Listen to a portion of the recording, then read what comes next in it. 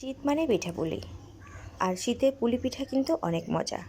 অন্যান্য পিঠা গরমে একটু খাওয়া গেলেও পুলি পিঠা কিন্তু গরমে খুব বেশি মজা লাগে না। পুলি পিঠারই প্রস্তুতি চলছে। এখানে 1/2 কেজি পরিমাণ তিল ভেজে নিলাম, চাল ভেজে নিয়েছি, নারকেল এখানে কিন্তু গোটা 5টা নারকেলের মতো আছে। আমি এত নারকেলের পুর একসাথে কখনো বানাইনি। 5টা নারকেল কুড়ানো হচ্ছে। আর এখানে 1/2 কেজি তিলটাকে ভেজে যে ক্রাশ করে নিয়েছি সাদা তিল, আর মিষ্টি দিয়ে দিচ্ছি, খেজুরের গুড় কেটে দিলাম আর কি। আর আরেকটু বেশি মিষ্টি হওয়ার জন্য 1 কেজি চিনি দিয়ে দিচ্ছি। গুড় আর চিনি মিলে ব্যালেন্স করে এখানে মিষ্টির পরিমাণ দিয়েছি। আর দিয়ে এবার ভালো মতো মেখে নিতে হবে। এটা ছিল একটা পিঠা উৎসবের পিঠা প্রস্তুতির একটা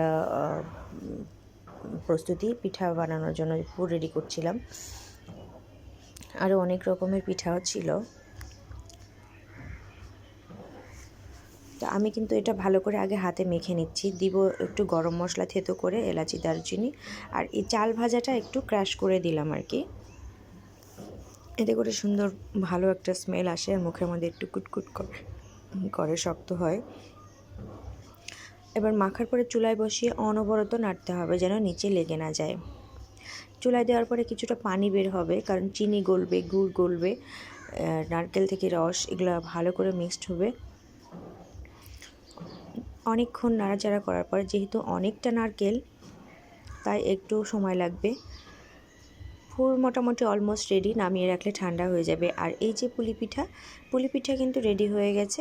খামির করার পরে ওই পুর দিয়ে পুলি পিঠা বানানো হয়েছে এবং সেটা স্টিমও চলছে। বলেছিলাম পিঠা উৎসবের পিঠা, তো এই যে পিঠা উৎসব চলছে। Bye bye.